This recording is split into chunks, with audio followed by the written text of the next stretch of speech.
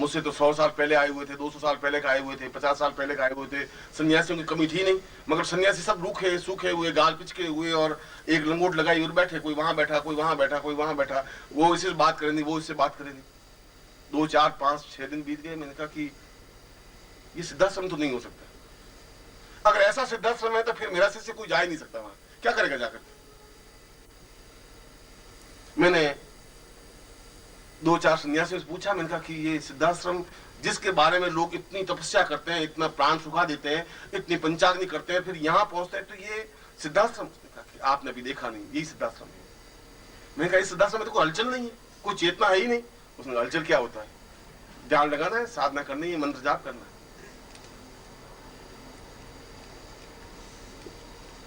उसके बाद में कोई उत्सव आया, सिद्धाश्रम महोत्सव। वहां पर प्रत्येक अप्सरा मनुष्य लोक में आने के लिए व्यथित होती हैं। वे चाहती है कि मनुष्य लोक में जाएं। प्रत्येक देवता की इच्छा होती है कि हम जन्म लें, इसलिए विष्णु बार बार जन्म लेते हैं, इसलिए भगवान शिव कई रूपों में जन्म लेते हैं।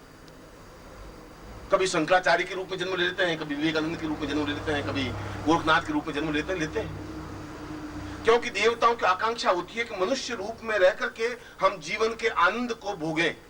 और ठीक इसी प्रकार से अप्सराएं भी इस उम्मीद में प्रतीक्षा में रहती हैं कि हम गृहस्थ जीवन में और किसी इस संसारिक जीवन में किसी व्यक्ति के पास रहें। और मैंने उनका आह्वान करके रंभा, मेनका, उर्वशी और तिलोत्तमा, मैंने कहा कि कल सिद्धाश्रम दिवस है और तुम्हें नृत्य करना है। नृत्य सिद्धाश्रम में भस्म हो जाएंगे। क्यों भस्म हो जाएंगे? उनका आप नहीं जानते, निखिलेश्वरानंद जी, आप नहीं जानते, यहाँ की परिपाटी नृत्य की नहीं है। मैंने कहा ये पूछना चाहता हूं कि अगर नृत्य की नहीं है तो फिर हमारा भारतीय दर्शन सब बेकार है। फिर तो भगवान शंकर बेकार है, क्योंकि भगवान शंकर के माध्यम से संगीत की उत्पत्ति हुई। उनका तांडव नृत्य हुआ, तांडव नृत्य से 14 शब्द निकले और उन 14 शब्दों से पूरी ये व्याकरण की रचना हुई। आई ओन रील रख ए औं छाया वरट लण यमगण। फिर ये क्या नृत्य, भगवान शंकर ने नृत्य क्यों किया? अगर वह नृत्य दोष युक्त है फिर तुम्हारा नृत्य भी दोष युक्त है। भगवान विष्णु ने मोहनी रूप धारण क्यों किया, फिर क्यों नृत्य किया? मैं उनको कन्विंस कर रहा था और वे बहुत घबराई हुई। उन्होंने सोचा कि अगर गुरुदेव आ गए सच्चिदानंद जी तो बहुत मुश्किल हो जाएगी, आप नहीं जानते। मैंने कहा तुम्हें कल नृत्य करना है, जो कुछ होगा कल देख लेंगे। और उनको तैयार किया और दूसरे दिन सारे सन्यासी आकर के बैठे, करीब 1,500-2 हजार। गुरुदेव आकर के बैठे, बेबी बैठी, आती मगर नृत्य नहीं करती थी, आती थी। संगीत वंगीत, गंधर्व आते थे, संगीत नहीं गाते थे, बैठे रहते थे, उपस्थिति होती थी। अप्सराएं आती थी, नृत्य नहीं करती थी, बैठी रहती थी। मैंने गंधर्वों को भी, गंधर्व जो गायन जाति के प्रमुख होते हैं, मैंने कहा तुम्हें संगीत बजाना है, देव संगीत, और ये नृत्य करेंगे। और जो भी जिनका भी क्रोध होगा मैं अपने आप ऊपर झेलूंगा, जवाब मैं दूंगा। मैं तुम्हारे बीच में चट्टान की तरह खड़ा हूं, तुम्हें कुछ आंच नहीं आएगी। मगर इस बिल्कुल निस्तब्ध और शांत सिद्धाश्रम में कुछ हलचल, कुछ चेतना, कुछ आनंद की अनुभूतियां होनी चाहिए। और नृत्य हुआ। और मैं सोचता हूं कि जितने सन्यासी थे उन सबको 100 बिच्छुओं ने तो काटा ही होगा एक साथ। उछल के देख रहे थे, उनकी तरफ ताक रहे थे और उछल रहे थे और जोश में ऊंचे नीचे हो नहीं रहे थे। घंटे भर का पूरा नृत्य हुआ। बीच में एक निर्भयानंद जी थे, वो बहुत ही काफी वर्ष 700-800 साल के थे। उन्होंने कहा कि ये नृत्य का किसने कहा? मैंने कहा नृत्य का तो मैंने कहा है। उनका कि ऐसा असली नृत्य और इस अप्सराओं से। मैंने कहा कि फिर अगर इनके शरीर में और इनके जीवन में कहीं अश्लीलता है तो फिर कोणार्क के मंदिर हमें जला देने चाहिए, फिर खजुराहो के मंदिर जला देने पड़ेंगे, फिर देवताओं की जितनी मूर्तियां हैं भारतवर्ष में उन सबको जला देनी पड़ेंगी, फिर तुलसीदास की रामायण में जो सीता का वर्णन है उसको जला देना पड़ेगा, फिर वाल्मीकि ने जो सीता का वर्णन किया उसको भी जला देना पड़ेगा। अश्लीलता कहाँ है फिर? अश्लीलता तो निर्वाणन जी आपकी आंख में, तुम उसमें गड़बड़ देख रहे हो। कहाँ गड़बड़ है? कौन सी न्यूनता आ गई? नृत्य में कहां से कमी आ गई? ऐसा जवाब किसी ने दिया नहीं था। और मैंने कहा ज्यादा से ज्यादा रवाना कर देंगे, बाहर चले जाएंगे। नहीं सिद्धाश्रम नहीं सही, सिद्धाश्रम से कोई जिंदगी तो नहीं पार हो जाएगी। उनका कि आपने इनको कहा था, मैंने कहा था। और मैंने इसलिए कहा था कि यह नृत्य जीवन का एक आवश्यक तत्व है, और उर्वशी और रंभा, मेनका और अप्सराएं भी जीवन का एक आवश्यक तत्व है। अगर आपको कोई श्लीलता अश्लीलता दिखाई दे तो आपकी आंख में जरूर हो सकती है, इनकी आंखों में कहीं कुछ नहीं है। इनकी आंखों में कोई न्यूनता नहीं है, कमी नहीं है। उसके बाद में एक चिंतन बना नृत्य का, गंधर्व का, संगीत का, भावनाओं का। और ये सारी बात और पृष्ठभूमि आपके सामने स्पष्ट करने के पीछे मेरा मकसद और मंतव्य यह था कि अप्सरा साधना करना भी उतना ही जीवन का एक आवश्यक तत्व और धर्म है जितना कि हम किसी देवता की साधना करें। वह देवता की साधना अलग रूप में की जाएगी, अप्सरा की साधना अलग रूप में की जाएगी। उसके लिए भी आपका एक सजग और प्रखर व्यक्तित्व होना चाहिए। और यदि आपके पास पुरुषत्व है, यदि आपके पास क्षमता है, यदि आपके पास जीवन शक्ति है, तो निश्चय ही आप साधना में सिद्धि प्राप्त कर सकते हैं। क्योंकि सिद्धि प्राप्त करने के लिए आप में एक बल होना चाहिए, साहस होना चाहिए, दृढ़ता होनी चाहिए। इस प्रकार से घिसा पिटा जीवन जीने वाले शिष्य नहीं बन सकते। मैं जीवन का, मेरे जीवन और मेरे शिष्य की तो परिभाषा बन ही नहीं सकती। मैं जीवन में इस प्रकार से जिंदगी जी नहीं। मैंने अपने जीवन को अपने ढंग से जिया है और जीवन के प्रत्येक क्षण का आनंद लिया है और लेता हूं। मैं इस बात की चिंता करता हूं कि कोई क्या कह देगा। और यदि आलोचक पहले 500 थे, अब 600 अगर हो गए, तो मैं ये समझता हूं कि मेरी आवाज में कुछ ताकत और ज्यादा आई है, कुछ मुझे कहने की क्षमता पहले से ज्यादा बढ़ी है, इसलिए 100 आलोचक और बढ़ गए। अगर 100 शत्रु और ज्यादा बढ़ जाएंगे तो समझूंगा कि मेरी पर्सनालिटी में कुछ और निखार ज्यादा आ गया है, इसलिए 200 शत्रु और पैदा कर दिए। मुर्दा और कमजोर और गए बीते लोगों के शत्रु नहीं बनते, काय और नपुंसकों के शत्रु नहीं होते। आलोचना उनकी होती है जो मर्दान की रखते हैं, हिम्मत रखते हैं, साहस रखते हैं, क्षमता रखते हैं। और अप्सरा भी साधना में सिद्धि उनको ही प्राप्त होती है जो पूर्ण रूप से मर्द और साहसी होते हैं। काय और बुज़दिलों के पास तो पत्नी भी नहीं रहती, वो भी घर छोड़ के पीर चली जाती है। अप्सरा तो बहुत दूर की बात है।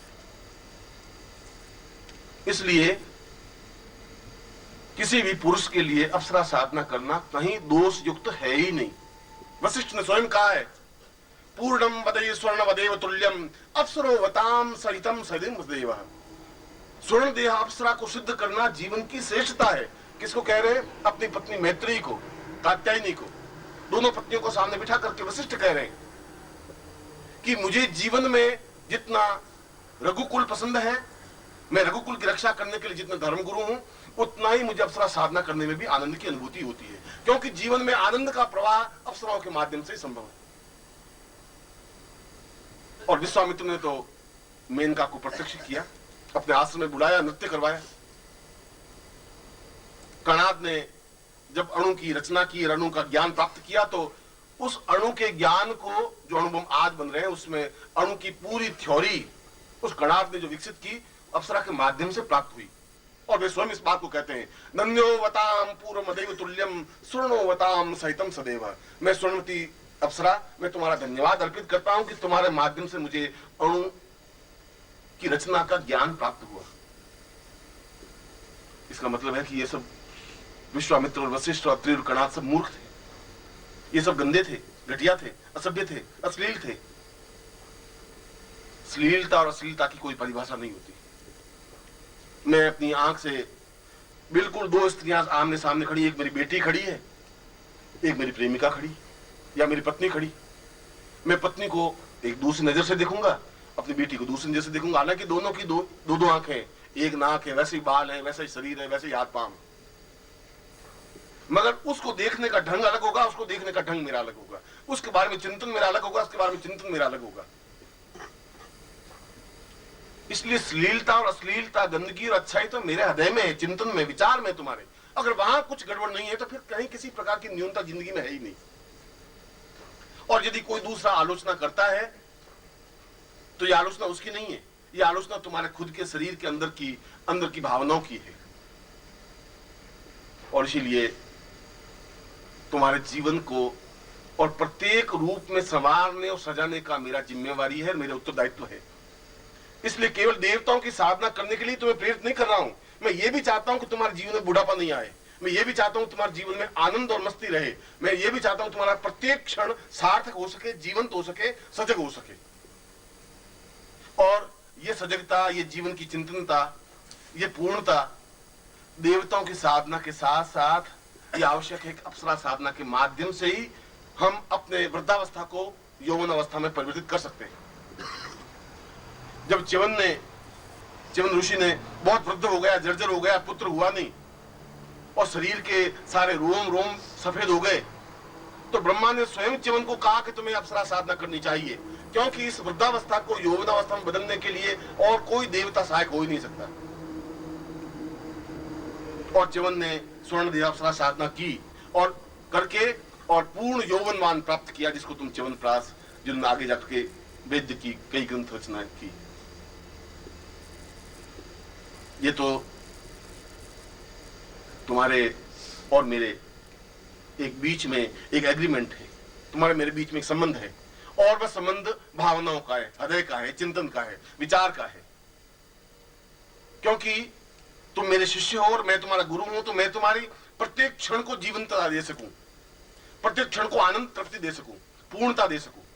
और यह पूर्णता और तृप्ति केवल देवताओं की साधना से सब कुछ नहीं मिल सकता, लक्ष्मी से सब कुछ नहीं हो सकता। मैंने अभी तुम्हें उदाहरण दिया कि लक्ष्मी से आनंद की अनुभूति नहीं हो सकती। तुम्हारे पास लक्ष्मी है, उससे तुम्हें नींद नहीं आ सकती, कोई जरूर नहीं नींद आवी, तुम्हें भूख नहीं लग सकती, उससे अच्छे वस्त्र खरीदे जा सकते हैं, अच्छे मकान तो बनाए जा सकते हैं, जीवन का आनंद प्राप्त नहीं हो सकता। जीवन का आनंद तो जिसके साथ 2 मिनट बैठ करके बात करने में आनंद की अनुभूति होती हो, आनंद की अनुभूति होती है। किसी को आनंद रेडियो सुनने से आता है, किसी को टेलीविजन देखने से आता है, किसी को हिमालय में घूमने से आनंद आता है, किसी को काव्य ग्रंथ पढ़ने से आनंद की अनुभूति होती है। ये तो अलग अलग आनंद की अनुभूतियां हैं, मगर जीवन का हृदय पक्ष खुलना चाहिए।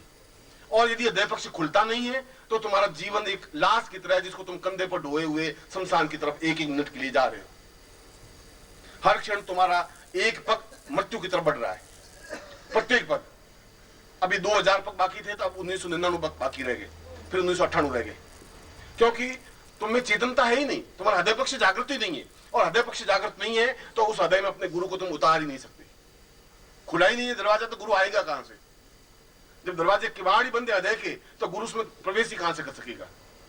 फिर तुम्हारे जीवन में चेतनता आ ही नहीं सकती, फिर तुम्हारे जीवन में ज्ञान आ ही नहीं सकता, तुम्हारे जीवन में पूर्णता आ ही नहीं सकती, क्योंकि अधूरापन तुम में है, गुरु में न्यूनता नहीं है। गुरु तो तुम्हारे हृदय में उतरने के लिए तैयार है, मगर तुम अपना हृदय पक्ष जागृत तो कर सको, चेतनता दे सको। और तुम्हारा हृदय पक्ष खुलेगा तब तुम देवताओं का दर्शन कर सकोगे, हृदय पक्ष खुलेगा तब तुम अपने गुरु को सही ढंग से पहचान सकोगे। जब हृदय पक्ष खुलेगा तब तुम्हारे आंख में आंसू आ सकेगा, गले में एक आर्द्रता आ सकेगी, तब तुम झुक करके गुरु के चरणों में समर्पित हो सकोगे, तब तुम्हें एक आत्मसमर्पण का भाव आ सकेगा, तब तुम्हें एहसास हो सकेगा कि गुरु क्या है, शिष्य क्या है। और यह हृदय पक्ष जागृत केवल अप्सरा साधना के माध्यम से संभव है, देवताओं की साधनों के माध्यम से संभव नहीं है, और किसी देवता की स्तुति, पूजा अर्चना के माध्यम से भी संभव नहीं है। यदि आपने आनंद लहरी पढ़ी हो, शंकराचार्य ने उस आनंद लहरी का वर्णन कभी आप जिंदगी में पढ़े तो संस्कृत का एक अद्वितीय ग्रंथ है, जिसमें भगवती पार्वती का वर्णन किया, उसके स्वरूप और सुंदरता का, उसके होठ का, उसके नाक का, उसके कान का, पार्वती के एक एक अंग प्रत्यंग का वर्णन किया है। और शंकराचार्य जैसे सन्यासी ने वर्णन किया है, इसका मतलब तो घोर अश्लील शंकराचार्य थे। इतना नाजुक और सुंदरता वर्णन कर दिया पार्वती का, और फिर मां का, बहुत व्यापीत आदमी था। अगर मैं ये शब्द बोलता हूं तो ये गड़बड़ मेरे हृदय की है, शंकराचार्य की नहीं है, पार्वती की भी नहीं। एक नारी के गुलाब के पुष्प को अपने गुलाब का पुष्प कहा, इसमें दोष क्या हो गया? अगर मैं गुलाब का पुष्प नहीं कहता हूं तो मेरी न्यूनता है, तो मेरी कमजोरी है, तो मेरी घटियापन है। गुलाब के फूल को गुलाब का फूल कहने में कोई दोष नहीं है, सुंदरता को सुंदरता कहने में कोई संकोच नहीं है। हम इसलिए नहीं कहते कि लोग क्या कहेंगे और क्या हो जाएगा। संकोच तुम्हारा खुद का है, क्योंकि तुम्हारे हृदय के दरवाजे बंद है, उसमें विकसित है ही नहीं, उसमें खुलापन नहीं, और खुलापन नहीं है तो तुम समझ नहीं सकते, दबे हुए हो, बींचे हुए हो। और मैं कह रहा हूं कि तुम मुर्दा शरीर हो और उस मुर्दा शरीर को ढोकर के बढ़े जा रहे हो, इसलिए तुम्हारे चेहरे पर आनंद की लकीरें नहीं है। से तुम्हारे चेहरे पर मुस्कुराहट नहीं है, प्रफुल्लता नहीं है, अट्टहास नहीं है, हास्य नहीं है, विनोद नहीं है। एक बुझा हुआ चेहरा, जैसे कि अंगारा बुझ गया हो और बस धुआं जल रहा है और जिंदगी जल रही है और पहुंच रहे हैं। तुम्हारी जिंदगी में कुछ 24 घंटों में अगर आप हिसाब लगा के देखें तो 5 मिनट भी मुस्कुराने के लिए नहीं है। टेंस तो है, तनाव तो है कि ये लड़का कहना नहीं मान रहा, बहू आई नहीं है, ये साली तनख्वाह का क्या होगा, ये तो है तुम्हारे पास, ये तो पूंजी बहुत है। मगर आप हिसाब लगा के देखें कि 24 घंटों में कितना मिनट मुस्कुराते हो? 5 मिनट भी नहीं। और यदि मुस्कुराते भी हो, इतनी फीकी मुस्कुराहट की लोग पहचान लेते कि ये नकली मुस्कुराहट है। आइए आइए, बहुत खुशी हुई आपसे मिलकर के। ये मुस्कुराहट है क्योंकि तुम्हारा हृदय पक्षी जागृत है ही नहीं। जब हृदय पक्षी जागृत नहीं तो मुस्कुराहट आ ही नहीं सकती। खींच खांच करके आंखों को, नाक को और गाल को खींच करके मुस्कुराहट बिखेर भी दोगे तो वो तो आधा सेकंड की होगी, वापस चेहरा वैसा वैसा बन जाएगा जैसा था ओरिजिनल। ओम परम तत्वाय नारायणाय गुरुभ्यो नमः। ओम ह्रीं मम प्राण देह रोम प्रतिरोम चैतन्य जाग्रय ह्रीं ओम नमः। ओम भूर्भुवः स्वः तत्सवितुर्वरेण्यं भर्गो देवस्य धीमहि धियो यो नः प्रचोदयात्।